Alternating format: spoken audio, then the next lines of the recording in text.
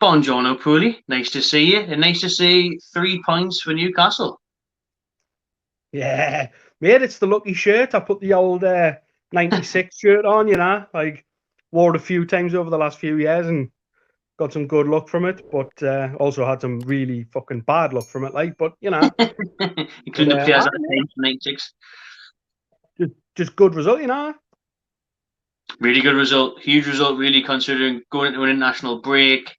Mm. The pressure after the nick in the Spurs game, and then the last time we played at home when three put past you instead of three scored forward. Saint-Maximin, the man of the night, man of the match, made all the difference. Just buzzing, mate. Like he's, since we came back from lockdown, he was a little bit hitty missy, and then he's had a couple of injuries so far this season. But the way he's played today, if you can get not a full season out of that, but if you can get 20, 25 games out of him like that, then on to a winner. Really, really happy. He does make you happy, Saint-Maximin. Like, I mean, he seems to pull out with nothing, because the main thing for me there is obviously his first goal is brilliant, but when second half we seem to come out, struggle, Burnley's were lurking, the goal was a matter of time. It Yeah. seemed they get one, but then it was an instant reply from Newcastle. It was all Saint-Maximin down the right hand side and puts it on a plate for Wilson. I mate, you know what? Like you say, we came out in the first 15 minutes in the second half. We were really poor, and it's that little bit of magic that we haven't really had in our team. And you can compare him to the likes of Ben Arfa. I think he's a little bit more. Obviously, he's quicker, but he's much bigger and stronger.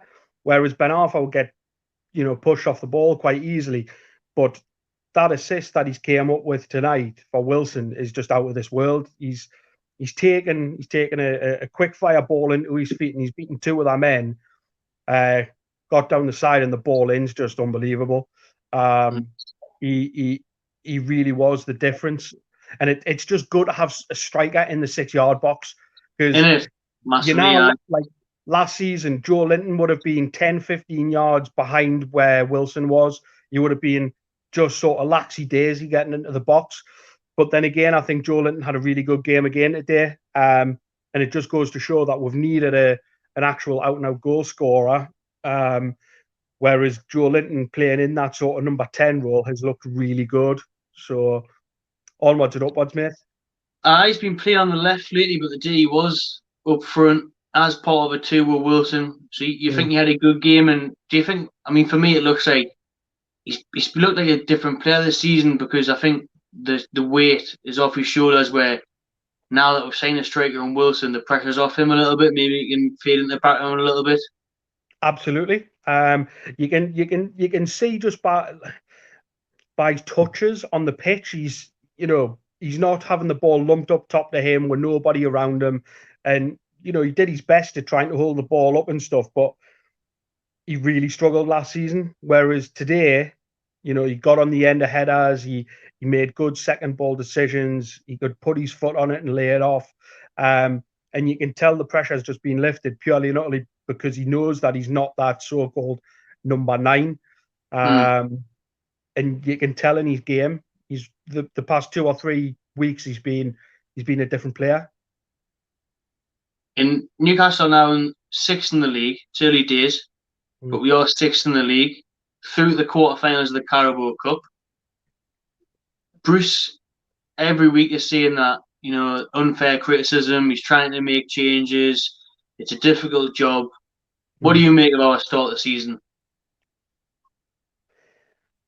I mean, if you'd asked us a week or two ago, well, not even a week or two ago, if you'd asked us after the Tottenham game, what do you think of Bruce and where we are at? He is tactically inept.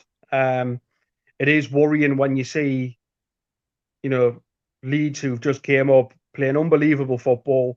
Brighton under Graham Potter this season have came on leaps and bounds, and yet you're looking at 3 teams who are worse than Newcastle, and it's hard to pick out. I think we could all pretty much guarantee that Fulham are going to go down. So then you're looking at two other teams to go down. But, you know, the West Ham game tonight, you know, the game a couple of weeks ago in the Carabao Cup, the 7-0, we're playing with a little bit more impetus. And I'm not going to say that that's down to Brucey's tactics, but at the same time, he's picked the team. He's put in a formation tonight where we've actually been able to go at the team a little bit more. And whether that's been because it's Burnley and they haven't won a game this season, I don't know. Or maybe it's just been a fact of we've had Maximin fit. We've had a few other players come back. We've been at home. But, you know, I'm not holding my hopes up for Brucey to do a great job all season. I've been a big advocate of him.